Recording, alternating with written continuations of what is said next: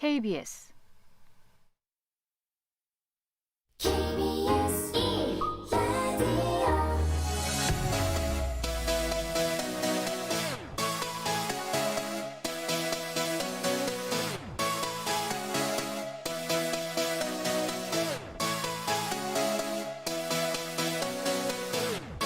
KBS 열린 토론.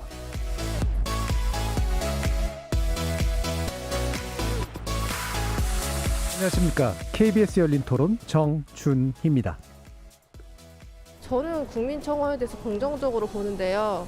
엠번방 사건이라던가 정인이 사건 같은 경우에는 묻혀질 수 있었던 거를 사람들이 오히려 끄집어낸 거잖아요. 사회 바깥으로. 그래서 같이 논의할 수 있는 창구를 만들었고 진정한 민주주의 사회에서 굉장히 필요한 도구가 아닌가 생각하고 있습니다. 별로 이슈 될 건 아닌데 집안일이잖아요.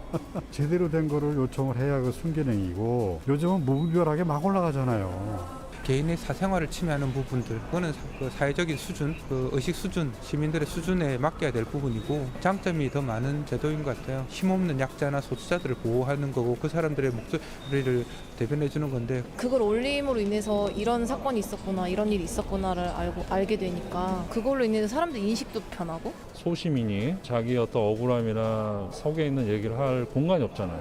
그러니까 분명히 임팩트는 있는데 불특정 다수의 어떤 불특정 소재나 콘텐츠가 올라가다 보니까 피곤하죠. 그게 필터링이 좀 안 되다 보니까 관심을 가져야 될 것들 묻히는 거죠. 그런 부분만 좀 아이디어가 들어가서 필터링이 되고 체계화되고 합리적인 어떤 선에서 역할을 한다면 저는 찬성.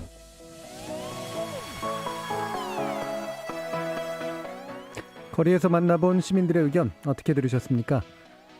배우 윤정희 씨가 프랑스에서 방치됐다는 소문에 관련하여 진실 공방이 확대되는 가운데 이것이 청와대 국민청원에까지 오를 사안인지 갑론을박도 진행 중이죠. 청와대 국민청원제도 오용 혹은 남용에 관련된 우려 때문입니다. 국민청원 게시판이 생긴 건 문재인 정부 출범 초기인 2017년 8월 국민이 물으면 정부가 답한다는 현 정부의 국정 철학에 따라 도입한 일종의 전자신문고제도라고 할 수 있는데요. 많은 동의를 얻은 국민청원은 언론의 주목을 받았고 정부 정책과 국회 입법에 영향을 미치기도 했습니다. 이렇게 국민이 직접 정부에 의제를 던지는 창구 역할을 했다는 긍정평가가 있는 반면 의도적으로 사회 갈등을 조장하거나 진영 간 여론 동원 전쟁의 수단이라는 비판도 제기됩니다. 오늘 KBS 열린 토론에서는 청와대 국민청원제도의 명암을 짚어보고 장점을 유지하되 단점을 보완할 제도적 방안에 대해서도 다각적으로 논의해 보겠습니다. KBS 열린 토론은 여러분이 주인공입니다. 문자로 참여하실 분은 샵 9730 누르시고 의견 남겨주십시오. 단문은 50원, 장문은 100원의 정보 이용료가 붙습니다. KBS 모바일 콩, 트위터 계정 KBS 오픈, 그리고 유튜브를 통해서도 무료로 참여하실 수 있습니다. 날카로운 의견과 뜨거운 참여 기다리겠습니다. KBS 열린 토론 지금부터 출발합니다. 살아있습니다. 토론이 살아있습니다.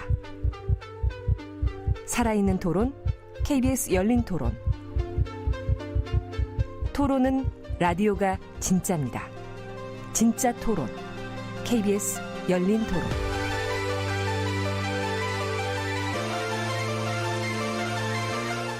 오늘 논의를 위해 스튜디오에 세 분 모셨습니다. 먼저 이종훈 시사평론가 나오셨습니다. 안녕하십니까? 자, 그리고 노영희 변호사 나오셨습니다. 네, 안녕하세요. 노영희 변호사입니다. 청와대 청원 게시판 관련 연구를 해오신 분 중 한 분인데요. 한국행정연구원의 정동재 연구위원 모셨습니다. 네, 안녕하세요. 청취자 여러분들도 다양한 의견 부탁드리겠습니다. 자, 앞에서 말씀을 드렸습니다만 영화배우 윤정희 씨, 그러니까 기억하시는 분들은 물론 예전 세대이긴 합니다만 예, 프랑스에서 방치 상태다라고 국민청원에 게재돼가지고 저도 이제 이거 온라인에 오는 건 봤는데 상당히 관심을 모으긴 했었습니다. 근데 사실관계에 대한 지금 논쟁도 좀 진행 중이고요. 그 내용이 또 이제 되게 좀 여러 가지 좀 이상한 것들이 좀 있어서 여기에 대한 좀 짚어볼 것들이 몇 가지가 좀 있는 것 같아요. 이종훈 평론가님 어떻게 보고 계시나요? 예. 그러니까 저는 뭐 그 주변에서 그냥 흔히 보던 어떤 그런 뭐 가족사, 가정사 그런 거를 좀 재판으로 좀 본 게 아닌가 이런 느낌을 좀 일단 네. 많이 가졌고요. 그러니까 최근에 고령화가 진행이 되면서 사실은 특히 자녀 간의 이런 분쟁이 굉장히 많죠. 예. 그러니까 누가 이 부모를 책임질 거냐 하는 문제를 비롯해서 또 재산 문제까지 뭐 굉장히 복잡하게 얽혀서 좀 논의가 많이 되는 그런 그 상황인데 저는 이것이 청원글 올라온 거 처음 보고 그러니까 그런 그 가족사에 해당하는 또 가족 간에 해결해야 될 문제를 왜 청원에 올렸을까 이 생각을 먼저 했어요. 그런데 저만 그렇게 생각한 게 아니고 많은 분이 이제 그런 지적을 이제 하셨더라고요. 그리고 그분이 뭐 굉장히 과거에 뭐 유명 배우고 뭐 국가를 위해서 문화적으로 기여한 부분이 있다 하더라도 이런 거를 이렇게까지 올릴 필요가 있느냐라는 의견과 아니다. 그래도 그런 정도 기여를 하신 분이면 국가에서도 좀 관심을 가져야 되는 거 아니냐 이렇게 의견이 좀 이제 갈리기도 하고 또 이제 진실공방 말씀하셨는데 이거 누가 올린 걸까? 그렇죠. 시작해서 이제 결국 이제 보면 그 남편인 이제 그 남편과 어떻게 보면 딸에 대한 어떤 좀 비난성 그런 내용 포함이 좀 돼 있잖아요. 그러다 보니까 뭐 그쪽 사람들이 좀 그 잘못한 거 아니냐라는 얘기. 그 반면에 또 뭔가 이유가 있지 않겠느냐. 뭐 재산 관련한 내용이 아니겠느냐. 재산권 분쟁 우리가 이제 흔히 이제 이런 걸 또 많이 주변에서 보기 때문에 그런 거 아니겠느냐라는 얘기가 있었는데 시간이 지나면서 보니까 뭐 약간 재산 문제도 좀 얽혀 있는 것 같고 좀 이제 그런 것들이 이제 밝혀지는 이제 그런 그 과정들이더라고요. 그런데 조금 그 어떤 국민청원 게시판의 본래 기능하고는 좀 상관없는 그런 게시글이 좀 올라온 게 아닌가 싶고 그런데 저간의 사정을 보면 그럴 수도 있겠다. 이런 생각은 좀 드는 거죠. 그러니까 그런 면에서 이제 국민청원 게시판의 기능이 긍정적인 측면도 있는데 역시 좀 역기능적인 측면도 좀 있는 거 아닌가 이런 생각도 좀 하게 되고 여러 가지를 생각하게 하는 사건이었습니다.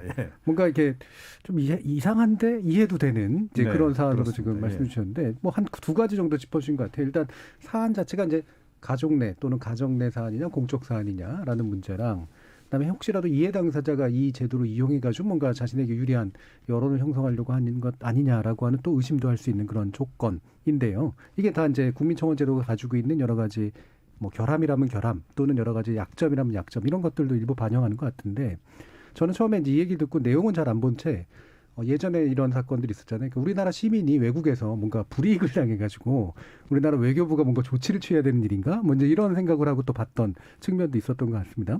관련해서 또 노영희 변호사님은 또 나름대로 보시는 시각이 있으실 것 같은데요.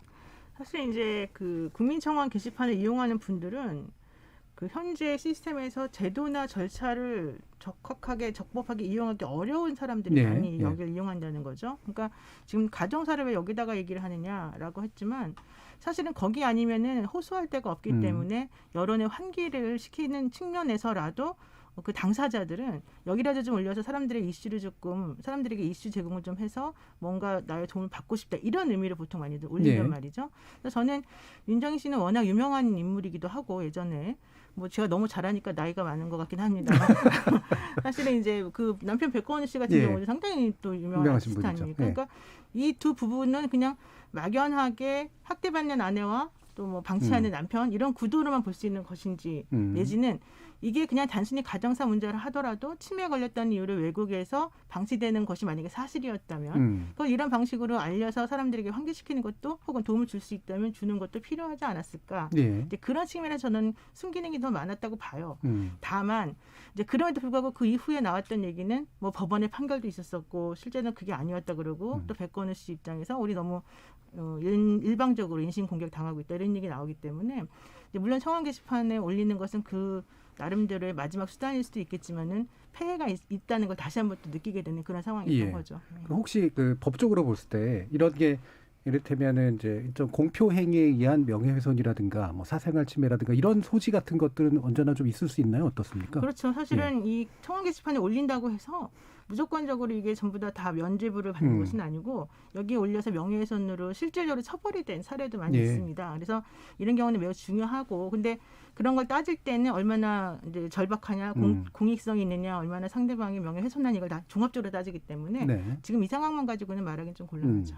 알겠습니다. 그럼 정동재 박사님이 이제 이 부분은 아니라 이제 제도 자체에 대한 연구를 해오셨는데 그 관점에서 보셨을 때 이 사안은 좀 어떻게 이해가 되세요? 네. 글쎄요, 뭐 연구자 입장에서 봤을 때 말씀을 드리면 그 선의를 가지고 만들어진 제도가 잘못 운영될 경우에 나타내는 대표적인 하나의 사례가 아닐까라고 저는 개인적으로 생각을 합니다. 청와대 국민청원 제도 자체가 아까 말씀하셨던 것처럼 정부가 말하면 국민이 물으면 정부가 답한다라고 하는 정부의 국정 철학을 반영한 대국민 소통 또 참여 기제이죠. 근데 그런 면을 고려한다면 정말 말 그대로 그 국민들이 불편부당해하고 또 정부가 적극적으로 나서서 뭔가 문제를 해결할 수 있는 사안들이 이 청원 게시판에서 논의가 돼야 됨에도 불구하고 현재로서는 등록 가능하고 등록 불가능한 사안이 어디서부터 어디까지인지에 대한 명확한 기준 자체가 없는 상황입니다. 그러다 예. 보니까 지금 올라오는 사안들 중에 이번 사안 같은 경우에 사실 개인적인 사안이죠. 물론 윤정희 씨가 공인의 입장이라는 부분을 고려를 한다면 나름대로 논의가 될 수는 있겠으나 과연 개인의 여러 가지 사안들까지 국민청원이라고 하는 게시판에서 논의되는 게 과연 적절한가를 예. 논의하기에 앞서서 제도를 연구하는 입장에서 봤을 때는 청와대 국민청원 제도의 운영 과정의 어떤 운영 철학, 운영 과정에 대한 세부적인 원칙과 기준이 얼마나 제대로 설정돼 있는가에 대한 근본적인 문제를 다시 한번 재고찰하게 만든 사례라고 생각을 합니다. 예. 그러니까 청와대 국민청원 제도 자체가 이제 좀 더 세밀하게 이제 애초 설계가 물론 돼 있었지만 예. 그걸 점점 계속 보완해 나가야 되는 그런 필요성 이런 것들을 좀 보여주는 그런 사례다 이렇게 판단하실 것 같아요. 예, 이제 그렇다면 이제 이게 이제 실제로 이제 시행된 지 그러니까 정부하고 지금 비슷한 이제 시기를 가지고 있으니까요. 한 3년에서 4년 좀 못 되는 그런 시간이 지나고 있습니다만. 2017년 8월에 그렇죠. 근데 이게 이제 원래 청원이라고 하는 국민청원이라는 것 자체가 불가능한 상태는 아니잖아요. 헌법적인 권리니까. 그렇죠. 근데 이게 왜 굳이 나왔어야 됐을까라는 궁금증이 있을 것 같아요. 조영기 변호사님 좀 말씀 주시죠.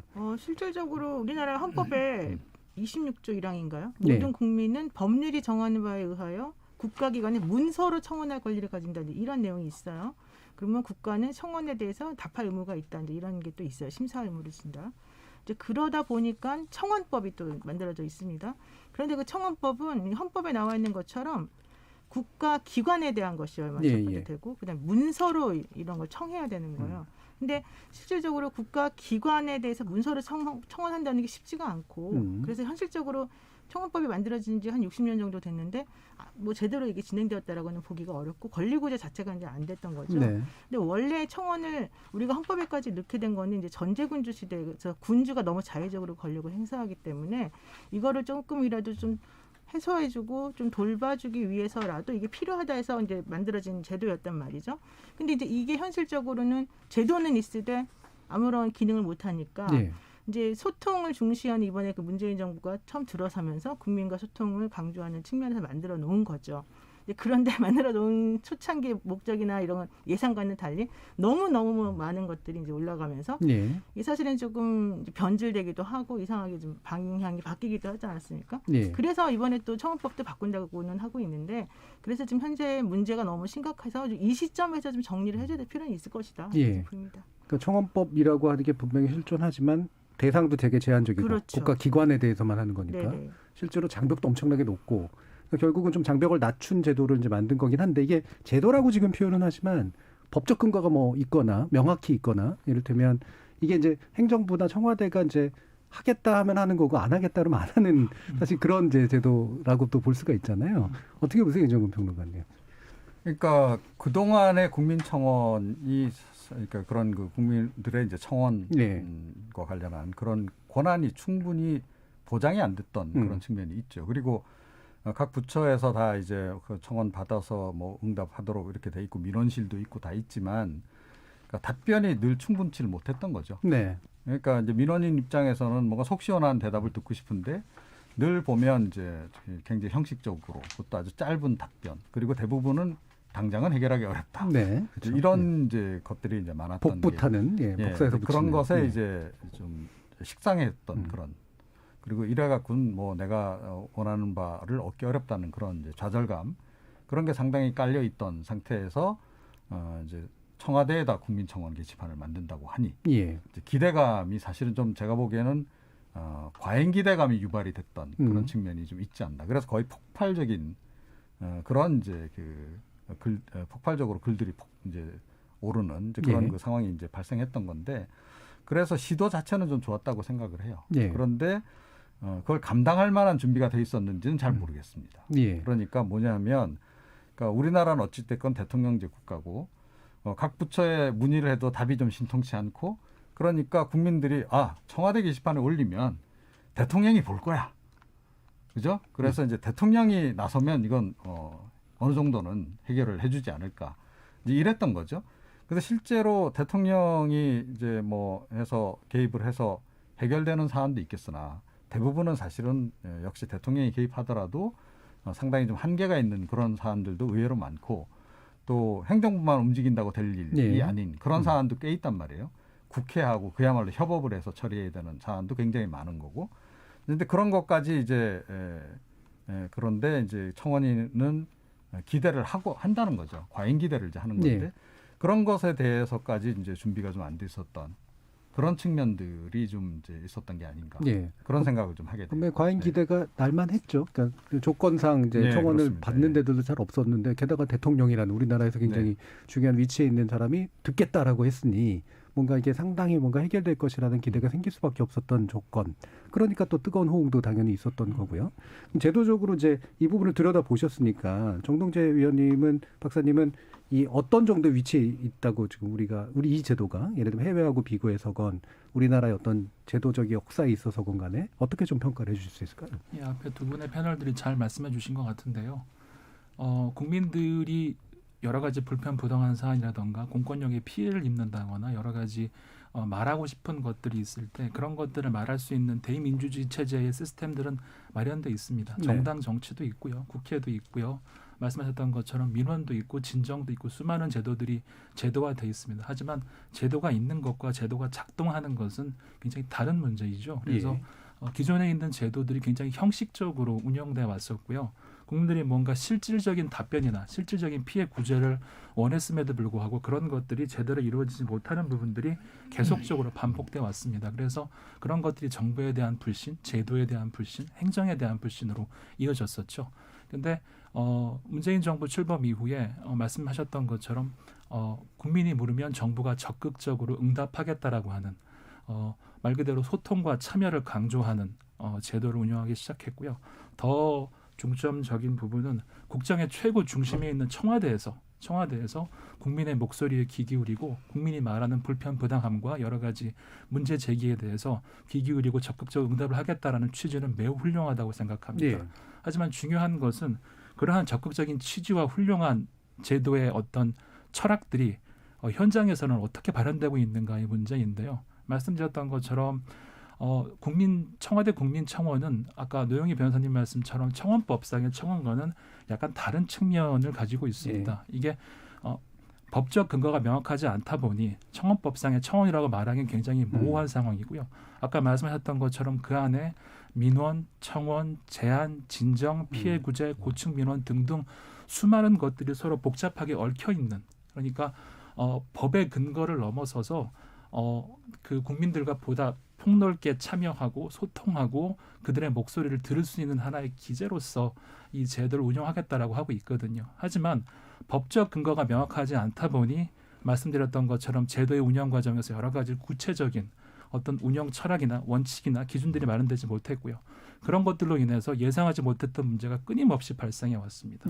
따라서 그런 문제를 해결하기 위한 여러 차례의 기회가 있었음에도 불구하고 현재 3년 이상 지난 기간 현 시점에서 봤을 때 여전히 수많은 문제들을 앞으로도 끊임없이 발생시킬 여지가 있기 때문에 이런 것들을 해결하기 위해서는 근본적으로 이 제도의 취지로 돌아가서 이 제도의 취지에 걸맞게 제도를 운영할 수 있도록 한 번쯤은 개편을 할 필요가 있다고 생각을 합니다. 그래서 이제 또 저희가 열린 토론을 기회를 만든 거기도 한데, 이게 일단은 정책의 어떤 판매 이런 말을 쓰면 그렇겠습니다만 입장에서 보면 상당히 성공한 건 맞는 것 같아요. 일단은 따라하는 지자체도 많이 생겼고, 실제로 또 보면 과거에 비해서 뭔가 내가 그래도 응답을 듣고 있다라는 느낌을 주기 때문에 그래서 생긴 어떤 국민적인 호응도 꽤 있었던 것 같고, 이제 이게 과연 정점에 다다라서 이제 더 이상은 못 나가는 상태냐, 하락하는 상태냐, 또는 뭐 발전의 여지가 있느냐, 이제 사실 이 부분에 대한 좀 판단도 좀 필요한 것 같거든요. 거기에 대해서는 이종훈 평론가는 어떻게 보십니까? 당연히 발전시켜 나가야 된다라고 저는 봐요. 그러니까 이제 그 국민이 물으면 정부가 답한다. 100%. 이 정도까지 가야 된다라고 저는 보거든요. 예. 자, 그런데 이제 이게 제도의 문제만 가지고는 해결이 안 될 거다라고 저는 봐요. 그러니까 그동안에도 이제 각 부처에서 이제 그런 민원 이제 받기도 하지만 그 민원 담당관이라고 하는 사람들이 대체로 그냥 거쳐가는 자리거든요. 그냥 잠시 민원실에 근무하다가 다시 현업으로 복귀하고 뭐 이런 식으로 운영됐는데 저는 제도도 중요하지만 그 일을 하는 전문가를 좀 키울 필요가 있다라는 생각이 들어요. 그래서 끝까지 그 민원에 대해서 해결 방안을 찾아서 그러니까 당사자 본인이 그 다 해결은 못 해주지만 이렇게 이러이러한 해결 방법이 가능하다라는 것. 예를 들어 이건 입법 사항이고 이거는 그 여러분께서 소송을 제기하셔야 될 사안이고 하는 것까지 아주 디테일하게 좀 안내해 주는 그런 시스템을 좀 만들어야 한다고 보고요. 뭐 이제 옴부즈만 제도도 이제 그와 이제 비슷한 거라고 보긴 합니다만 그런 정도가 아니고 그러니까 정부 부처에 보면 이제 그 감사관실 같은 경우에는 좀 전문화가 돼 있잖아요. 그와 마찬가지로 이 민원실도 이 민원 그 전문가들을 그런 식으로 좀 다른 데하고 이렇게 순환 보직으로 운영할 게 아니고 좀 전문가를 키워야 된다.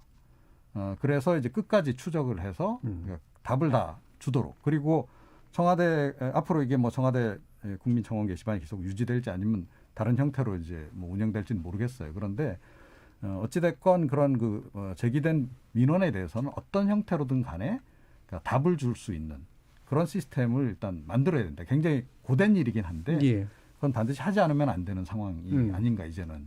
답을 구체적으로 내줄 수 있는 그렇죠. 그런 전문 인력, 네, 그다음에 맞습니다. 뭐 어떤 제도랄까 단계 같은 것들을 만드는 건 아마도 이제 그 부분은 2부에서 좀 더 자세히 아마 논의할 수 있을 것 같아서요. 아마 다들 입장이 있으시겠습니다만 일단은 이 부분을 한번 짚어보죠. 그러니까 지금 청원의 내용 같은 거에 대한 이야기들이 일단 더 필요한 것 같아요. 노영희 변호사님 보시기에는 어떤 청원이 굉장히 좀 그 의미가 있었다. 또는 이런 것들은 확실히 제도의 어떤 취지를 잘 살린 것 같다. 이런 게 혹시 좀 있으신가요? 사실 이제 청원은 그 정말 정답을 혹은 해결 방법을 원하는 청원이 있는 것 같고 그냥 사람들에게 하소연해서 사람들이 좀 그 들어달라 이런 억울한 사정이 있습니다라고 이제 얘기해서 뭔가 좀 풀어보고 싶어하는 그런 청원이 있는 것 같아요. 뭐 카테고리 차원이라고 하기보다는 뭐 그렇지만, 근데 실질적으로 청원 게시판에는요 정치, 개혁, 외교, 통일, 국방, 뭐 일자리, 미래 뭐 이런 식으로 해서 17가지 카테고리가 원래 분류가 되어 있다고 하더라고요. 근데 이제 이러한 그 카테고리 내에 과연 내가 올린 청원이 얼마나 잘 맞는지 이제 이런 거는 사실 잘 모르겠어요. 실질적으로 지금까지 온 것들 중에. 하지만 그럼에도 불구하고 그동안에 많이 우리가 정말 잊어버리기 쉬웠던 혹은 신경 안 쓰고 지나가기 쉬웠던 사회적인 문제들에 대한 것들은 상당히 저는 중요한 게 많았다고 봐요. 뭐 강서구 PC방 살인 사건 같은 경우도 그렇고 뭐 정인이 사건도 그렇고 뭐 이런저런 여러 가지 그 정말 약한 자들을 위해서 그냥 묻고 넘어가려고 했던 것들이 청원 게시판을 통해서 많이들 알려져서 실질적으로는 그들에게 도움이 됐고 또 사회가 발전하는 데 도움이 됐죠. 그런데 한편으로는 뭐 예전에 그 이수혁 뭐 폭행 사건이었나요? 그 여성 남성 그 비하 뭐 나오는 그런 사건들도 있었었고 이런 식으로 이제 정치가 조금 들어가거나 이제 토론으로 좀 뭔가를 풀어보고 싶어하는 그런 부분들이 있는 것들이 좀 개입이 되게 되면 완전히 오염이 돼버리는 그런 문제가 이제 발생을 하더라는 거죠. 그래서 저는 이런 그 청원 게시판을 조금 기능을 2가지 방식으로 조금 나누어서 이제 앞으로 뭔가 좀 하고 싶다 그러면은 좀 사람들이 뭔가 배설하고 쏟아내고 싶어하는 욕구를 여기다가 갖다 놓지 말고 이건 다른 방식으로 좀 하게끔 하고 대신에 정말로 답을 해줄 수 있는 정도의 문제인지 아닌지를 먼저 한번 걸리는 작업을 좀 거쳐서 그런 것들을 좀 이쪽 청원 게시판에서 좀 정리를 해주는 것이 필요하지 않을까. 그래서 지금까지 나와 있던 저는 사회적인 전반적인 문제에서의 청원은 긍정적이었다고 대체적으로 생각해요. 80% 정도는. 근데 이제 정치적인 것이라거나 아니면 자기 자신의 개인적인 어떤 가치관이 너무 지나치게 반영되는 이런 그 이분법적인 사고를 가진 그런 문제들이 아니고 그런 것들은 다 도움이 되었고 실질적으로 뭐 그렇지 않고 나머지 사람들 싸우는 방식으로 이루어지는 것들은 좀 정리가 안 됐다. 이렇게 보는 것 같아요. 그러니까 이런 약자 문제를 또 특히 국민들이 공부해야 될 과제를 이제 의제로 올리는 것들은 상당 부분 의미가 있었는데 그러니까 입장이 강하게 투영된 것들이 또 너무 많이 섞여 있는 경우들이 있었고 또 배설성 그런 식의 청원들도 많았기 때문에 대나무 숲 같은 건 따로 좀 분리하자 이런 이제 말씀이신데요. 윤창호법 같은 것도 그래서 사실 된 거잖아요. 그러면 그 정동주 박사님 보시기에 아까 카테고리가 뭐 나름대로 좀 이렇게 있었을 것 같아요. 그러니까 이런 유형들이라고 하는 거, 현안에 대한 유형들 같은 것들을 좀 보셨을 텐데. 그 여러 차례 연구를 통해서 예. 지금 말씀하셨던 것처럼 그 대략 한 3년 정도에 걸친 청원 게시판에 올라오는 글들의 텍스트 분석을 한번 해봤습니다. 그래서 예. 올라온 글들을 보니까요.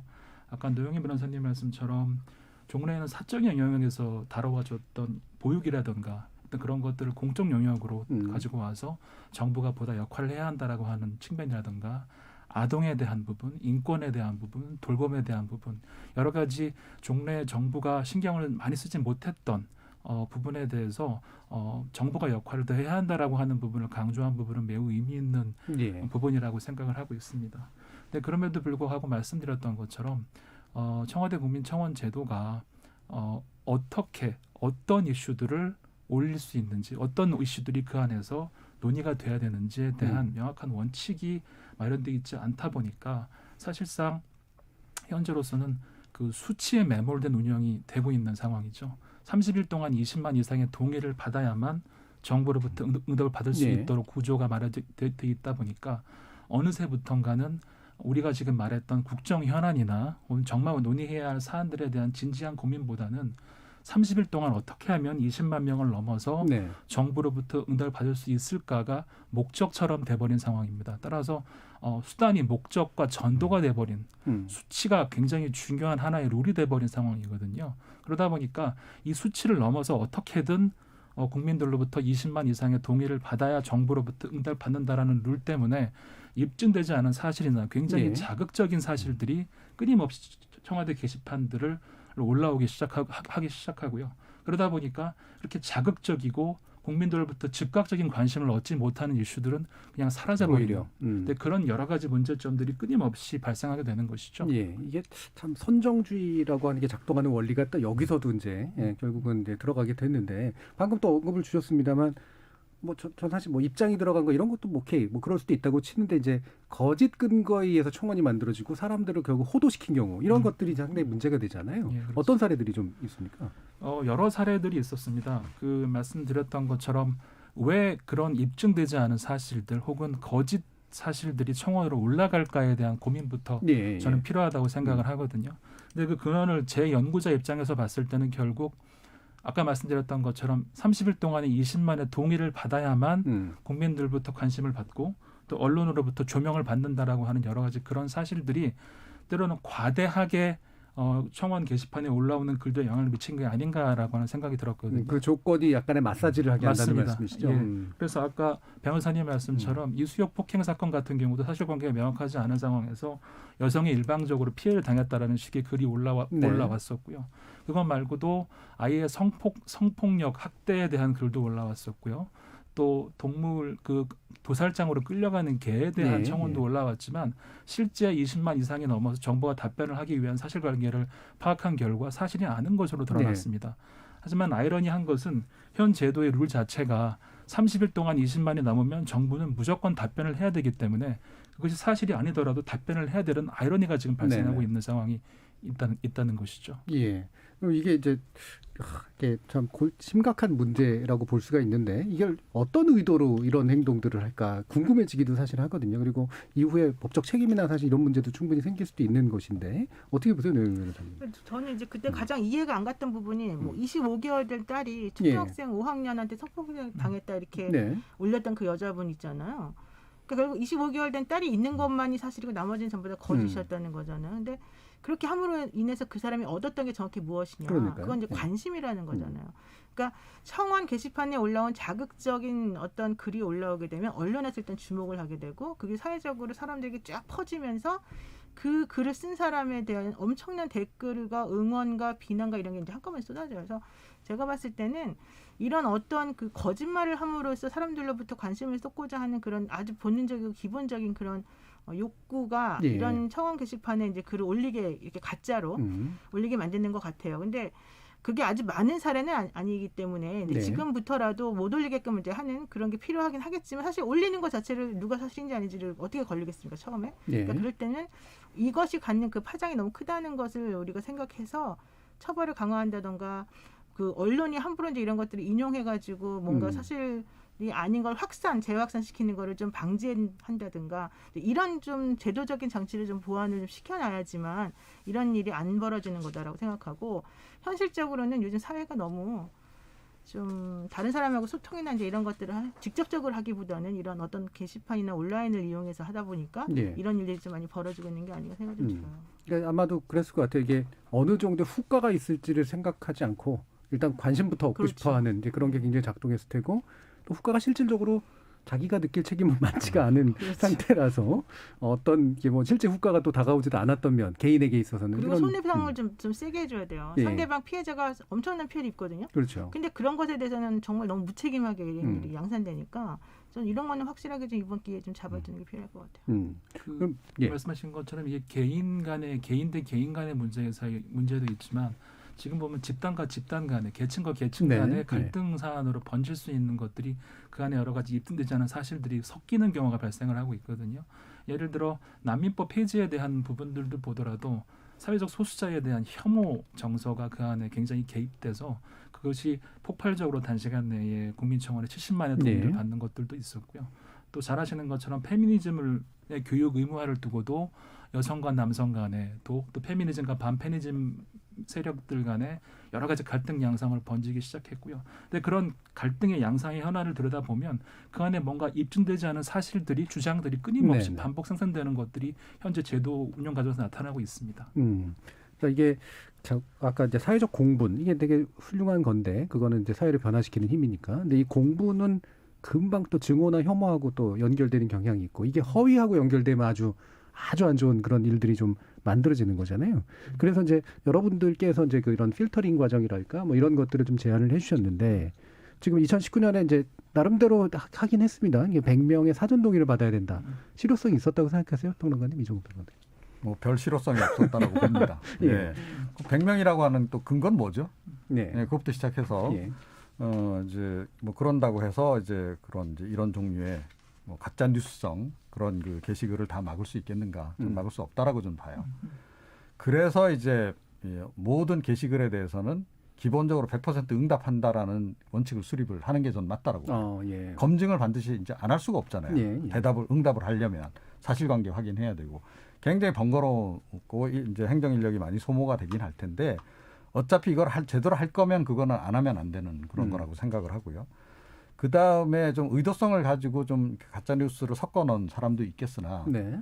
그냥 본인은 주관적으로 그렇게 느끼는 사람들도 꽤 그렇죠. 많이 있다라는 거예요. 네. 그러니까 개개인의 이제 관점에서 들어가게 되면 뭐 좀 파편적인 정보를 가지고 또 굉장히 주관적으로 해석된 그런 정보를 가지고 이런 글을 홧김에 쓸 가능성이 굉장히 높은 거죠. 예. 우리 애가 뭐 이랬다더라. 아이 말만 믿고 사실관계 확인 없이 이런 억울한 일이 발생했습니다. 이렇게 쓸 수 있는 거거든요. 근데 그거를 이제 여과하고 검증을 하고 또 그 민원 제기한 당사자들 이해시키고 하는 것은 어찌됐건 이 게시판을 운영하는 주체의 그 몫이다라고 봐요. 그건 뭐 어쩔 수 없다라고 저는 생각을 하거든요. 그러니까 예를 들어서 저희가 이건 도저히 해드릴 수가 없습니다라는 답변조차도 달아줘야 된다라고 저는 봅니다. 기본적으로. 저는 그건 좀 아니에요. 그렇게 생각하고요. 그러니까 그리고 20만 명 이상이면 응답을 하겠다? 예. 이것도 사실은 좀 그렇잖아요. 그 원칙이 기준이 뭐죠? 그 20만 명이어야 만 하는 뭐 객관적인 어떤 그런 뭐 원칙을 가지고 이게 설정된 수치도 아니다라는 거죠. 그렇기 때문에 그렇다라는 거고. 자, 그리고 기본적으로는 각 부처에 있는 그런 그 민원실이나 이런 쪽 또는 국회에도 있고 또 뭐 법원에도 있습니다. 다. 그런 쪽에서 상당 부분 역할을 맡아주면 사실은 네. 이쪽으로 다 몰리질 않아요. 그런데 그쪽에서 기능을 제대로 못 해주다 보니까 뭐 흔히 속된 말로 좀 건성건성 대답하고 자 이런 게 이제 반복되니까 이쪽으로 다 몰리는 거란 말이에요. 예. 자 그런 것도 한번 생각해 봐야 된다. 그래서 각 기관들이 그러니까 민원에 대한 응답 기능을 제대로 해준다라고 전제한다면 청와대 게시글은 상당히 양쪽으로도 많이 줄 뿐만 아니라 좀 정제된 내용이 올라올 가능성이 높지 않나. 예. 저는 그렇게 생각합니다. 자, 약간 다른 생각이 있다고. 네, 아니 사실 저는 예. 뭐 사람들이 그냥 그렇게 올리는 거 일일이 다 대답해 줘야 될 필요성이 있을까? 그런 가치가 과연 있는 글들인가 전부 다 그것들이. 그리고 현실적으로 이제 말하기는 쉽지만은 그걸 우리가 어떻게 다 걸러가지고 다 대답을 제대로 해주겠어요. 예. 그리고 사실 저는 꼭 그렇게까지 해야 될 필요는 없다라고 보고 그래서 아까 뭐 20만 명의 기준은 뭐고 100명의 기준은 뭐냐 하셨는데 그건 어쩔 수가 없어요. 현실적으로 모든 걸 대답해줄 수 없다라고 하는 전제 이제 제 전제입니다. 이건 예. 이종호 평론가님 전제는 전제가 두 분이 아니겠지만. 상당히 다르시긴 하죠. 예, 제 전제에 의한다면 어쨌든 기준을 만들어야 되거든요. 그렇다면은 최소한 100명 이상은 동의를 해줘야지 뭔가 좀 가치 있는 뭔가 좀 서로 논의해볼 수 있는 그런 이슈라고 생각해서 뭔가 좀 공론화시킬 수 있다. 이제 이게 바로 이 청와대 게시판에서 100명을 만들어 놓은 거잖아요. 예. 물론 100명이라고 하는 게 저 같은 사람은 올려봤자 50명도 안 될 것 같아요. 그래서 저는 안 올려봤는데 예.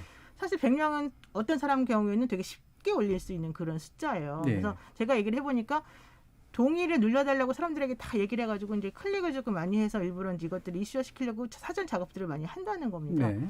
근데 그런 식의 노력이라도 기울여서라도 반드시 뭔가를 해보고 싶다라고 해서 사람들이 이제 거기다 글을 올리게 되면 그러면 그 100명이라고 하는 기준 세웠으니까 답은 해줘야 되겠죠. 올려줘야 되겠죠. 뭐 답이라기보다는. 근데 어쨌든 요점은 뭐 공무원이 뭐 신도 아니고 모든 걸 아침부터 밤까지 맨날 그것만 들여다보고 있을 수도 없고 제대로 또 다른 곳으로 넘기거나 처리하거나 할 수도 없어요. 그래서 저는 이거는 어느 정도는 뭐 그런 필요성이 있다 하더라도 그냥 우리가 100% 완벽할 수는 없기 때문에 예. 한 80% 정도에서 어느 정도 좀 순기능을 한다 그러면 그건 그대로 놔두고 대신 그 어느 정도 기준을 설정할 것인가에 대한 논의는 또 변론으로 하더라도 이렇게 진행이 되는 게 맞다고 생각합니다. 예, 이종근 평론가님은 웬만하면 다 응답하는 게 맞다. 대신 어떤 역할을 좀 기관마다 좀 나누는 방식으로 가는 게 맞다 쪽이시고 노영희 변호사님은 현실적으로 어렵다. 네, 어떻게 나누겠어요? 그 나눌 것 같으면 미리 거기다 하겠죠, 그 사람들이. 예, 그래서 여기 와서 기준을 하지 정해야 않겠죠. 되고 기준은 네. 또 따라서 일정한 자의성과 수반될 수밖에 없는 측면이 있어서 되도록이면 덜 자의적인 기준은 뭘 말하는 것이냐 네. 이 부분이 좀 중요하다 이렇게 보셨네요. 그러면 정보동재 박사님은 또 많이 지켜보신 입장에서 예, 두 분 말씀 다 나름대로의 근거가 있는 주장들이라고 생각을 하고 있고 예, 연구자의 입장에서 봤을 때 그 정부가 수용할 수 있는 수준을 넘어선 규모의 청원 게시글이 올라온다면 그 모든 게시글에 응답을 하는 것은 불가능하겠죠. 예. 그렇다면 그 글 중에 어떤 글에 응답을 할 것인가에 대한 원칙을 마련해야 된다고 생각을 합니다. 근데 정부는 그 원칙을 설계하는 과정에서 얼마나 심도 있는 고민을 했는지 저는 네. 연구자로서 묻고 싶습니다. 근데 정부는 오바마 행정부에서 했던 위더 피플을 그대로 차용을 한 상황이거든요. 예. 그래서 30일 동안 20만이라는 기준이 처음 만들어질 때는 없었었고요. 이 제도를 운영하다가 한 2달 정도 지난 다음에 잘 아시는 지금 조두순 사건, 조두순 관련된 것들이 나오면서 90만, 80만에 이르는 엄청난 숫자의 동의를 받기 시작하고요. 근데 그걸 보면서 청와대에서 단시간 내에 이 정도의 파급력을 지닌 정도의 동의와 지지를 받는다면 이런 거는 충분히 국민의 의견을 대표하는 청원이라고 볼 수 있겠다라고 하는 나름대로의 근거를 마련한 것 같습니다. 그것이 소위 말하는 30일 동안 20만이라는 기준이 사후에 만들어진 것이거든요. 근데 중요한 것은 그 몇 개의 샘플을 가지고 과연 30일 동안 20만이라고 한 수치가 국민들의 모든 의견, 국민들 대다수의 의견을 과연 대표하는 의견인가에 대한 네. 고민은 다시 한번 필요하다고 생각을 합니다. 그렇게 하기 위해서는 저는 좀 더 과학적으로 정부가 그동안 올라왔던 청원 게시판의 데이터들을 쭉 한번 살펴보고요. 예를 들어서 일별로 얼마나 올라오고 분기별로 얼마나 올라오고 또 올라오는 글에 대해서 얼마나 동의 건수가 올라오는지를 다 데이터가 있거든요. 네. 그 데이터를 충분히 점검을 해서 평균치를 내더라도 충분히 저는 국민이 대표하는 그런 어떤 수치를 물론 아주 객관적이지는 않겠지만 어느 정도 근거 있는 수치를 만들 수 있다고 생각을 하거든요. 근데 그러한 노력이 사실상 보이지 않았었고요. 100명의 동의 역시 마찬가지입니다. 제가 안타깝게 바라보는 것은 정부가 그 한참 문제가 제기될 때 2019년 1월경에 느닷없이 갑자기 온라인상에 설문조사를 하게 됩니다. 하면서 국민들을 대상으로 해서 제도 개편을 하려고 하는데 몇 가지 안을 제시를 해요. 그중에 한 가지가 지금 여러분들이 알고 계신 하전 동의 제도였었고요. 네. 또 하나가 실명제를 할 것인가 말 것인가에 대한 부분이었습니다. 근데 그 두 가지를 한 2주에 걸친 설문조사 결과를 가지고 그 결과에 따라서 100명이라고 하는 기준을 만들었거든요. 근데 과연 그 100명이라는 기준이 왜 만들어진 것이고 어떤 근거를 가지고 만들어진 것인지에 대한 어떤 치열한 고민이 없었고요. 네. 단발적으로 설문조사를 가지고 만들어진 결과를 가지고 과연 부적절한 청원이 충분히 걸러질 수 있을까에 대한 고민이 제가 보기에는 충분하지 못했지 않았나라는 생각이 들고 있습니다. 예. 문제는 지금도 끊임없이 올라오는 많은 글들 중에 그런 부적절한 글들이 여전히 올라오고 있다는 것이죠. 예. 근데 그런 것들 여전히 지금도 제어하지 못하고 있는 상황이고요. 제가 조금 더 예, 말씀드리고 이러고 싶은 있는 건요. 지금도 사실은 지금 청원의 그 중에서 예를 들어서 뭐 제도적으로 관련되거나 어떤 일정 부처가 관련되거나 한 것들은 다 그 부처로 보냅니다. 제가 알기로는 그렇게 예. 알고 있어요. 분류해서. 그러니까 그래서 예를 들어 이 지금 귀하께서 이번에 올리신 글은 어느 부서에 해당되기 때문에 그쪽으로 지금 보냈고 답변을 기다리고 있는 중이다. 그다음에 답변이 올라오고 난 다음에 그쪽에 부서에서 온 답변은 이 정도다. 이 정도로 만족스러우신지 모르겠습니다만 어찌됐건 이 정도다. 이런 식의 답을 이제 해주거나 예. 아니면 이제 부처로 다 이제 분산을 시켜서 이제 보내게 되면 그 부처에서 답을 하도록 답을 했는지 안 했는지 여부만 게시판에 이제 청와대 청원 게시판에 표시를 해주는 이제 그게 이제 그런 것도 필요하고요. 그다음에 조금 전에 분석 얘기를 하셨는데 이런 건 당연히 연례 보고서가 나와야 되는 거죠. 예. 예, 연례 보고서가 나와서 부처에 어떻게 배분했고 그리고 이제 배분할 수 없는 그야말로 뭐 정치적인 쟁점 관련한 그런 사안들은 몇 건이 있었고 거기에 대해서 청와대가 뭐 답변 최대한 하기 위해서 노력했던 것 이러이러한 것들 이렇게 답변했고 이런 부분 도저히 답변할 수가 없어서 답변을 못했다. 이것까지도 다 기록으로 사실은 남겨야 된다라고 저는 봐요. 그런데 그 작업은 안 하는 것 같더라고요. 예. 그러다 보니까 자꾸 약간 좀 제가 보기에는 다분히 자기적인 원칙과 그런 것에 의존하게 되는 그런 상황이 아닐까. 100명, 예. 뭐 20만 명, 뭐 이런 것 자체가 지금 보니까 그렇다 그러네요. 2018년 2월달 기준으로 뭐 12만 4,500건이 넘는 글이 올라왔고 평균 658건 하루에 이렇게 올라왔다. 그런데 이것만 있는 걸 보니까 2019년이랑 2020년 분석을 안 한 것 같아요. 너무 많아가지고. 예, 제가 그 후에 사후에 분석을 해봤습니다. 아, 예. 그리고 조금 이제 예. 조금만 제가 짧게 더 보태면 제가 보기에는요, 이 청와대 국민청원 게시판에 올라오는 민원 중에 상당수가 이미 각 부처 민원실에 접수돼 있을 가능성이 있다고 저는 그렇죠. 봐요. 예. 그러니까 중복해서 동시에 내거나 아니면 부처에 문의를 했는데 답이 없으니까 올리거나 이런 것들이 많을 거다라고 보거든요. 그런 거 사실은 빼면 중복 체크만 해도 상당히 많이 줄어들 거다. 실수는 그렇게 저는 생각을 합니다. 예, 많은 분들이 말씀하신 것처럼 이러한 여러 가지 개선을 하기 위해서는 청와대 국민청원 제도를 운영하는 디지털 소통센터의 네. 인력들이 충분히 보강이 돼야 되고요. 그들이 그런 역할을 하기 위해서 충분한 준비와 역량이 필요함에도 불구하고 제가 이 연구를 수행하기 위해서 청와대 관련된 분들을 만났을 때 인력조차 몇 명 되지 않았습니다. 그렇죠. 예. 몇 기획관- 명 되지 않는 인력이 그 수많은 제도 개선 이전에는 한 달에 하루 평균 800, 900건이 올라오는 글들을 어떻게 제대로 필터링을 하고 관리를 하겠습니까? 그래서 그런 부분에 대한 인력 보강이나 여러 가지 좀 제도의 개선 고민을 진지하게 해주길 바랐음에도 불구하고 청와대가 제가 가장 안타까운 점은 여전히 수치에 목을 메고 있는 게 아닌가, 조금 예. 매몰된 것이 아닌가. 알겠습니다. 예. 예, 청와대가 어떻게 답을 해왔는가라는 부분 2부에서 좀 더 자세하게 논의해 볼 텐데요. 그 전에 김성희 문자캐스터 불러서 청취자들 의견 한번 또 들어보고 가겠습니다. 네, 청취자 여러분이 보내주신 문자 소개해드리겠습니다.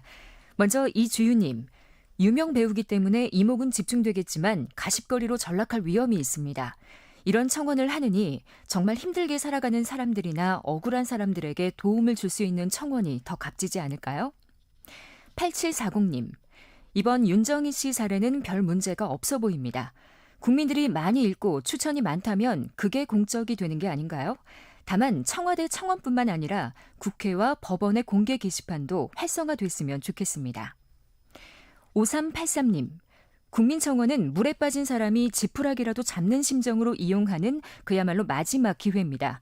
역기능은 개선해 나가고 순기능을 더욱 활성화시켜서 다음 정부에서도 지속되기를 바랍니다.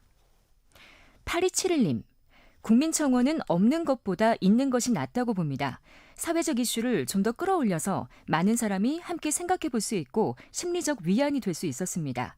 청원은 당장 해결되지는 못할지언정 사회적 이슈가 되기 때문에 그 자체만으로도 소통이 된다고 봅니다. 조연수님, 경찰들이 무시한 사건을 청원을 통해 이슈가 돼야 제대로 수사하는 경우가 적지 않습니다. 청원의 긍정적인 측면이기는 하지만 이슈가 돼야 움직이는 경찰 조직을 보면 답답합니다. 7606님, 인터넷 시대에 소통 차원에서라도 다음 정권에도 국민청원은 유지됐으면 좋겠습니다. 문제가 되는 부분이 있다면 개선하면 됩니다. 끝으로 5163님. 삼권 분립, 견제와 균형이라는 관점에서 청와대 청원을 바라볼 필요가 있습니다. 청원의 순기능이야 말할 필요가 없지만 대의민주주의의 핵심인 국회의 의제 설정 기능이나 민의를 대변하는 기능을 청와대가 상당 부분 가져감으로써 제왕적 대통령제를 강화하고 대의민주주의의 토대를 약화시켰다고도 볼 수 있습니다. 이렇게 보내주셨네요. 네, 이 시간은 영상으로도 생중계되고 있습니다. 유튜브에 들어가셔서 KBS 일라디오 또는 KBS 열린 토론을 검색하시면 지금 바로 토론하는 모습 영상으로 보실 수 있습니다. 지금 방송을 듣고 계신 청취자 모두가 시민 논객입니다. 계속해서 청취자 여러분의 날카로운 시선과 의견 보내주세요. 지금까지 문자캐스터 김상희였습니다. 토론이 세상을 바꿀 수는 없습니다. 하지만 토론 없이 바꿀 수 있는 세상은 어디에도 없습니다.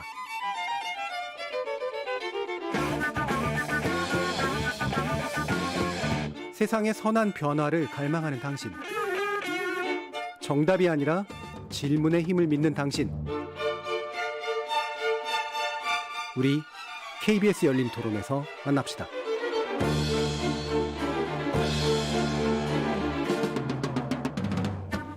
KBS 열린 토론, 오늘은 국민청원에 관련해서 노영희 변호사, 한국행정연구원 정동재 연구위원, 그리고 이종훈 시사평론가 이렇게 세 분과 함께하고 있습니다. 자, 지금 청원의 내용들이 어땠는가를 이제 또 앞에서 짚어봤다면 청원에 대한 답은 적절했던가라고 하는 부분을 또 이 뒤에서 짚어봐야 될 텐데요. 제가 이제 청와대에서 이제 10만 명 이후 그러니까 넘은 것들에 대해서 답변 나온 것들을 일부러 초기에는 좀 많이 좀 봤었는데 의외로 굉장히 꼼꼼하게 뭐 합리적으로 답변하고 있구나라는 생각이 들긴 했습니다. 근데 그 뒤로 체크를 또 안 해봐서 요즘은 어떻지라고는 잘 모르겠는데 어떻습니까? 연구해 보신 결과로 답변 적절히 잘 이루어지고 있던가요? 제가 연구자다 보니까 좀 비판적인 시각일지 모르겠습니다. 연구자 입장에서 봤을 때 국민이 물으면 정부가 답한다라고 하면 응답을 어떻게 할 것인가, 네. 어떤 수준에서 할 것인가에 대한 명확한 원칙이나 기준이 만들어져야 된다고 생각을 하거든요. 근데 지금 보면 상당수의 응답할 수 있는 사안들이 행정부의 권한을 넘어서는 여러 것들도 있고요. 그러다 보니까 정부가 할 수 있는 답변들이 굉장히 한정적인 부분들이 있습니다. 그래서 그러한 행정부의 권한을 넘어서는 사안에 대해서는 정부가 뭐 사회적 논의가 필요하니 추후의 논의가 더 필요하다라든가 입법적인 수요가 법령의 재개정이 필요하다라든가 그런 차원에서의 답변을 하는 수준이거든요. 그래서 그런 부분들은 제가 보기에 응답자들이 만족하는 수준의 답변으로 보기는 굉장히 어렵다고 보고요. 아까 말씀드렸던 것처럼 응답을 한다는 것이 뭔가 문제에 대한 해결책을 마련하는 처방적인 수준의 응답을 하겠다는 것인지 아니면 그냥 형식적으로 응답을 하는 정도도 충분히 응답을 볼 수 있는 건지에 대한 기준이 모호하다 보니 그런 측면에서 청원에 참여했던 많은 분들의 불만족 정도가 상당히 높다고 생각을 합니다. 그래서 뭔가 청와대가 답변을 한 다음에 그 답변에 대해서 만족하지 못할 경우에 뭔가 피드백을 할 수 있거나 추가 답변을 요청할 수 있는 게 현재로서는 제도가 마련되어 있지 않거든요. 그러다 보니 그런 부분에 대한 불만이 더 커지고 또 다른 추가 답변을 요구하는 청원이 다시 올라오는 반복적인 청원이 계속 올라오는 것들이 몇 차례 진행됐거든요. 예를 들어 소년법 개정이라든가 폐지라든가 조두순 출소 반대라든가 여러 가지 청원들이 끊임없이 올라왔지만 정부가 한 답변에 만족을 하지 못하고 다시 또 청원을 올리는 여러 가지 그런 상황들이 계속 반복돼 왔었습니다. 지금 그 말씀을 하시니까 이제 문득 그 생각이 납니다. 왜 이렇게 여성과 남성의 스타일의 차이가 있어서 뭐 말하면 남자는 되게 해결해 주려고 답을 하고 여성은 그냥 들어만 주기를 바란다. 근데 이게 말 그대로 이제 들어만이라도 좋은 질문도 있는 거고 청원도 제대로 좀 답변을 해줘야 되거나 처방을 해줘야 되는 질문도 있는 건데 이 부분에 대한 이제 정부가 어떤 것을 응답할 것인가, 응답의 내용이 무엇인가 이 부분이 이제 명확하지 않다는 말씀이신 거잖아요.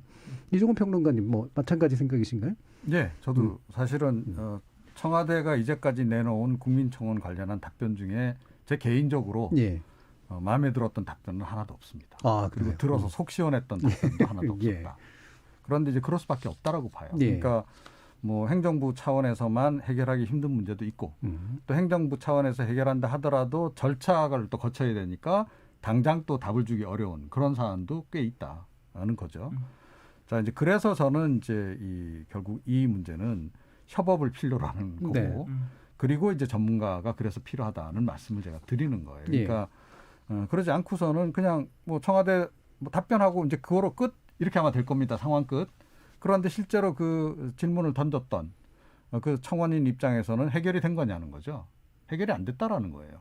예, 계속 이제 본인의 어떤 과제로 안고 갈 수밖에 없는 거고 그러니까 다시 또 답답한 김에 또 반복적으로 또 민원을 넣게 되고 이런 식이 되어서는 좀 안 되지 않겠냐 이런 생각이 좀 들고 사실은 좀 완결적인 답변을 주기 위해서 좀 애를 써야 된다라는 생각도 좀 하고요.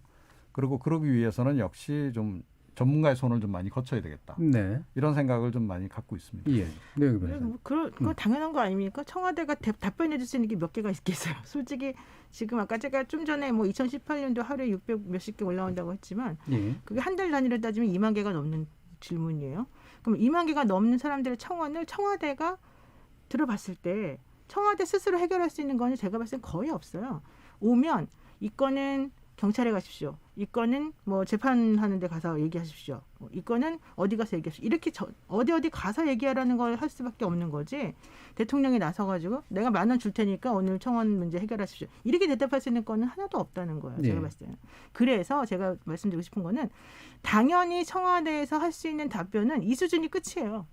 이거 이외에 더 이상 어떻게 할 수 있는 건지 저는 잘 모르겠어요. 그렇다면 국민들은 이 청원 게시판을 뭐 이용해서 얻고자 하는 게 정확히 무엇인가 스스로 생각을 해본 다음에 본인이 정말로 어떤 처리를 얻는다면 그 처리를 해줄 수 있는 부서에다가 하는 것이 맞고 그렇지 않고 뭔가 억울한 사정이 있어서 좀 사람들에게 널리 알리고 싶다. 혹은 어떤 대통령이라도 좀 들어줬으면 좋겠다라는 마음을 가지고 있으면 여기다 올려가지고 그냥 난 들었습니다. 이 정도로 사실 끝을 내야 되는 거다. 이런 얘기입니다. 그러니까 구체적으로는 이런 상황들에 대해서 이제 언론이 여기 이제 결부가 되어 있어서 요즘에 좀 상황이 좀 복잡하게 됩니다만은 기본적으로 청와대가 제대로 해줄 수 있는 건 없고 저는 청와대에서 대답할 수 있는 건 이 수준 이상은 안 된다. 그러면 우리도 그 이상을 요구하면 안 된다. 이렇게 좀 저는 바랍니다. 예. 그럼 아까도 이제 말씀 나왔던 것처럼 결국은 기대감인 것 같거든요. 그러니까 적절한 기대 수준이란 무엇인가랑 그다음에 뭐 일종의 미디어 리터러시와 유사하게 이런 청원 리터러시 같은 것들도 이제 필요한 측면인데 이걸 어떻게 결합시켜야 되나라는 그런 현실적인 문제들이 있는 것 같아요. 아까 이제 전문가라든가 협업 시스템 같은 것도 얘기해 주시긴 했습니다만. 그래서 저는 그러니까 처음부터 이게 좀 의욕이 너무 과했다라고 좀 보는 겁니다. 그러니까 뭐 취지는 굉장히 좋죠. 그러니까 국민들의 의견을 이제 대통령이 직접 청와대가 듣겠다는 얘기는 결국 대통령이 듣겠다는 얘기 아니겠어요? 자, 그런데 이게 제가 보기에는 이제 뭐 이걸 이제 일각에서는 그래서 이제 뭐 일종의 이것도 정치쇼다 뭐 이제 이렇게 비판하는 사람도 있긴 한데 저는 뭐 정치쇼다라고 생각하지는 않아요. 그래서 진정성 갖고 국민들의 어떤 의견을 들으려고 애쓰는 정부다라고 하는 걸 이제 보여주고 싶었던 것 같고 또 실제로도 그렇게 하고 싶었던 것 같아요. 그런데 막상 해보니까 이게 또 잘 안 되는 거죠. 그러니까 의욕은 앞섰으나 실제로 상황이 닥치고 보니 이거 대답할 수 없는 질문들이 너무 쏟아져 나오고 그래서 아마 청와대 이 관련 업무 보는 사람들도 상당히 당혹스러울 거다. 그리고 문재인 대통령도 가끔은 아마 상당히 당혹스러울 거다라고 생각이 들어요. 자, 그래서 이거를 다시 좀 설계를 해야 된다. 그러니까 이거를 청와대 국민청원 게시판으로 둘 건지 이것부터 좀 고민을 좀 진지하게 해봐야 되고 결국은 이제 다음 정부에서 그 일을 이제 해야 되지 않을까 싶긴 한데 그렇게 생각을 하고요. 그리고 사실은 그러니까 이 국민들의 사소한 민원이라든가 이런 고통 같은 거는 누구보다도 귀를 기울여야 되고 그런 것들이 많이 모여야 되는 장소가 사실 국회 아닙니까? 네네. 예, 국민의 대표가 모인 곳이고 또 다 지역구별로 의원들이 소속돼 있고 또 지역 현장 얘기를 그래도 많이 듣는 게 정치인들이거든요. 그러면 국회가 제대로 기능을 했다면 과연 이 국민청원 게시판에 이렇게 많은 글들이 쏟아졌을까? 이것도 우리가 묻지 않을 수가 없는 대목이거든요. 물론 이제 국회 쪽에도 뭐 입법 청원이 많이 쌓인다고는 하더라고요. 그런데 입법 청원뿐만 아니고 모든 종류의 청원을 하여튼 국회 쪽에서 상당 부분을 맡아주는 시스템으로 조금 바꿀 필요가 있지 않나. 예. 그 생각도 좀 해봅니다. 얼마 전에 그 초선된 국회의원이 한 분 하고 얘기를 했는데 국회의원이라는 게 이렇게 남의 말을 들어주는 일이구나라고 하는 걸 네, 이제 알았다고 그렇습니다. 얘기를 하시더라고요. 문자 폭탄도 많이 받으시는 분이기도 네. 한데 자 이런 협업 방식 특히나 국회에 강조점 주셨는데 정동진 박사님도 사실 그런 의견을 제시해 주지 않으셨습니까? 예, 그렇게 했습니다. 말씀해 주신 것처럼 국민들은 그 청원 제도가 행정기관에서 운영하는 청원인지 입법기관에서 하는 청원인지 사실 별로 관심이 없습니다. 본인들의 불편부당함, 본인들의 여러 가지 주장들이 어쨌든 잘 귀 기울여주고 잘 들어주는 곳이면 그곳에 가서 본인들의 목소리를 표출하는 게 인지상정이거든요. 예.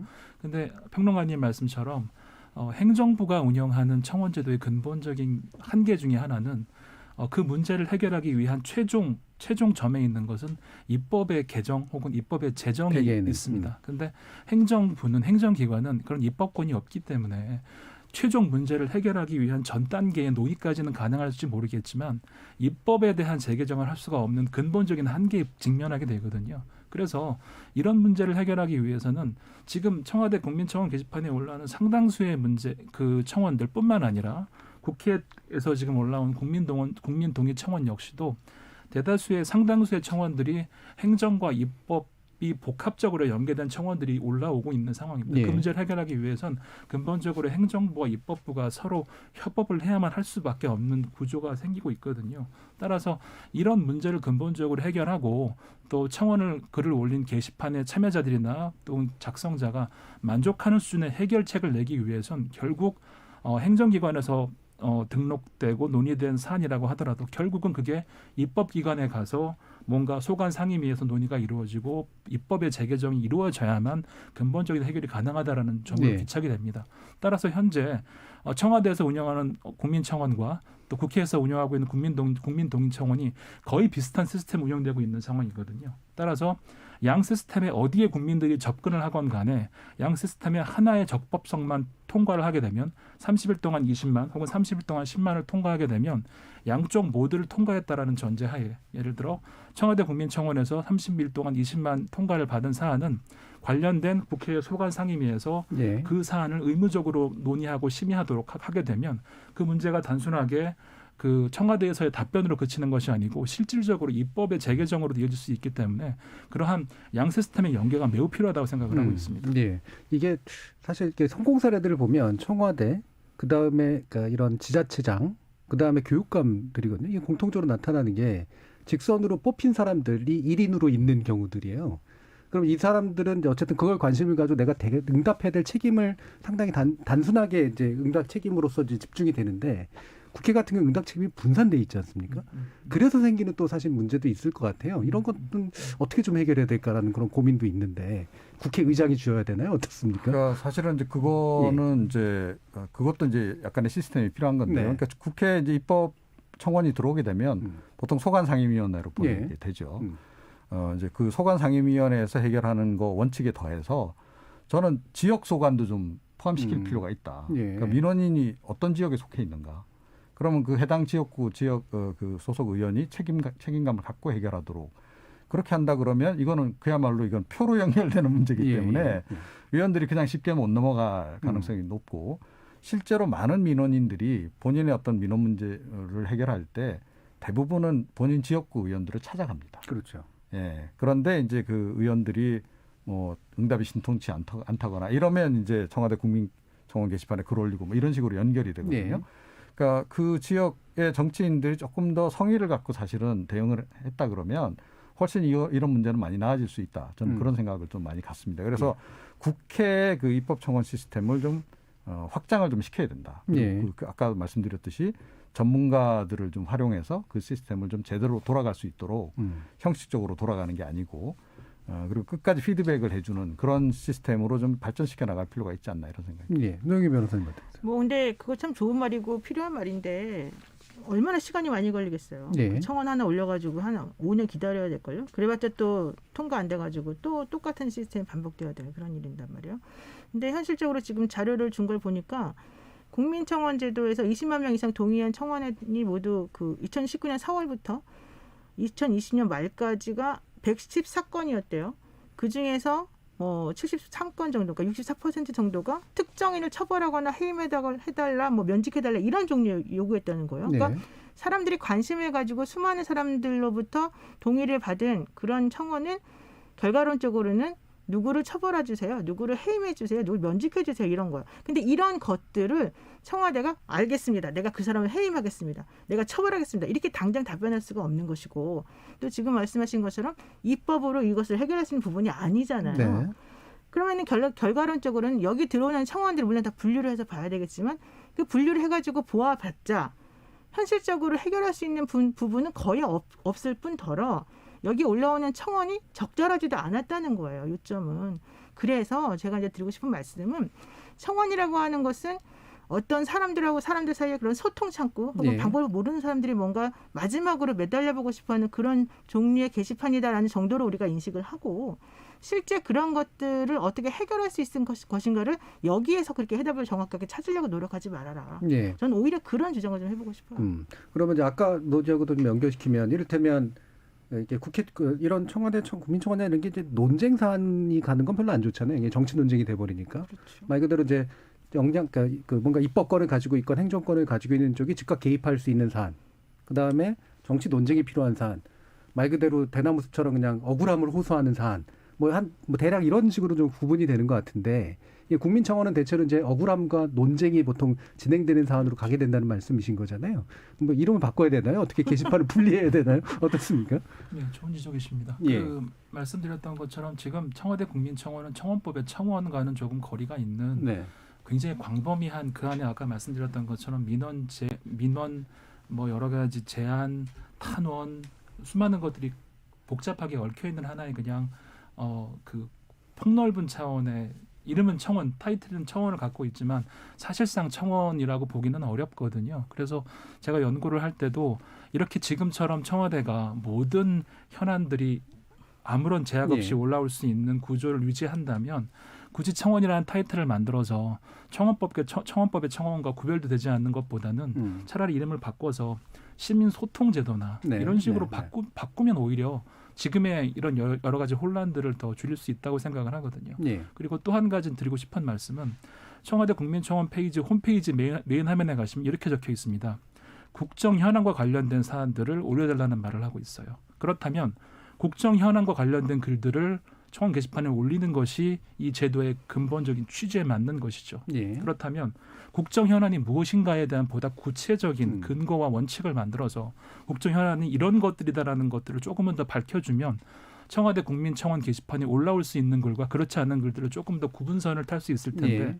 추상적인 차원의 국정 현안이라는 말만 던졌을 뿐이지 실제 그것이 어떤 것인가에 대한 구체적인 어떤 논의가 없다 보니 실질적으로 어떤 글이든 다 올라올 수 있고, 아까 변호사님 말씀처럼 굉장히 정치적인 어떤 의견을 표출하고 또 그 집단 간의 대결 구도가 만들어지는 굉장히 예. 논쟁적이고 자극적인 이슈가 끊임없이 올라오고 그것들이 게시판의 상당 부분을 뒤덮고 있는 상황인 거죠. 그래서 향후에는 그런 국정 현안이라는 것들 보다 명확하게 구체화하고 올릴 수 있는 글과 없는 글에 대한 원칙을 만드는 것이 필요하다고 생각하고 있고요. 지금처럼 모호하게 법적 근거가 없는 것이 아니라 법이 부담스럽다면 대통령 훈령이나 네. 혹은 행정 규칙 차원에서라도 청와대가 이 제도를 운영하는 차원에서 보다 명확한 어떤 근거를 만드는 것이 저는 필요하다고 생각하고 있습니다. 예. 그러니까 이를테면 굳이 말하면 이제 시민 소통을 위한 그냥 넓은 게시판 한쪽으로 좀 그렇죠. 만들고, 대부분의 경우는 맞습니다. 그러면 청와대는 이러이러한 일을 하는 데입니다. 그리고 이러이러한 일을 할 수 있습니다. 그래서 이러이러한 일에 관련된 청원을 올려주십시오. 라는 식으로 이제 맞습니다. 구체적인 어떤 예, 관문들을 만들어주는 것, 이것이 좀 필요할 것 같다라는 그런 어떤 말씀이시기도 하네요. 저희 유재니 님이 국민청원 처리 답변이 너무 처삼촌 벌초식입니다. 이 과정을 개선해 주시기 바랍니다라는 말씀 주셨는데, 처삼촌 벌초식이 뭔지 잘 모르시는 분들 계실 거예요. 드문드문 그냥 듬성듬성한다, 이제 뭐 이런 대강대강한다, 이제 이런 뜻으로 이해를 해주실 수 있을 것 같습니다. 이게 물론 이제 굉장히 열심히 하시는 답변들이긴 하지만 또 당사자들이 느끼기엔 이렇게 대강대강하는 듯한 느낌도 충분히 들 수 있다는 거죠. 자, 그러면 여러 가지 아마 제안들을 지금까지 또 해주셨는데, 이 청와대 국민청원 내지 이 청원을 해주시는 분들에 대해서 어떤 말씀들 해주실 수 있을지 마지막으로 마무리 발언 한번 또 들어보도록 하겠습니다. 이종원 평론가님부터 들어볼까요?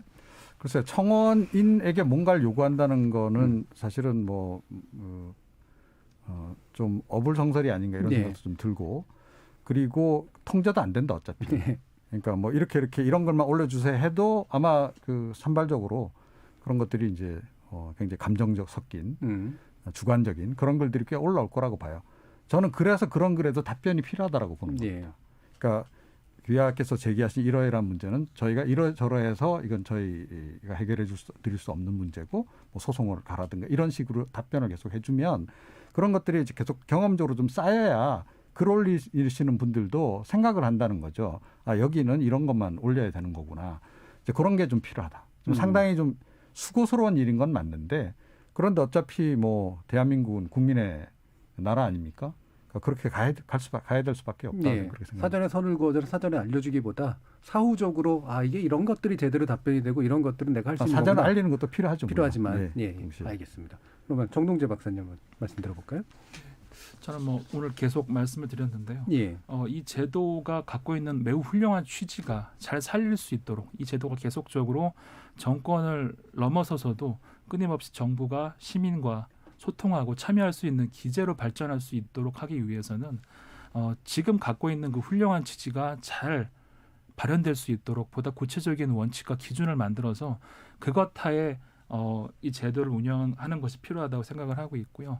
시민들 역시도 청원 제도가 국민청원에 올려야만 내가 말하는 것들을 정부가 답한다라고 하는 청와대 청원에만 매몰되고 거기에만 가는 것이 아니라 그건 오히려 국민청원 만능주의를 부추길 수 있거든요. 예. 이미 대의민주주의 제도에 수많은 시민소통 참여 기제가 있기 때문에 그런 제도의 보완적인 제도로서 이 제도를 인식하시고 이 제도를 접근하시는 게 필요하다고 생각을 합니다. 예, 알겠습니다. 노영희 변호사님. 저는 정말 뭔가 답변이나 해결책을 요구하는 사람들은 국민권익위원회나 인권위원회에 갈 것 같아요. 아니면 네. 경찰에 가거나 청원 게시판에 올라오는 글들은 이제 사회적 주의를 환기시키면서 뭔가 문제가 있다는 것을 호소하는 측면이 더 강하다고 봅니다.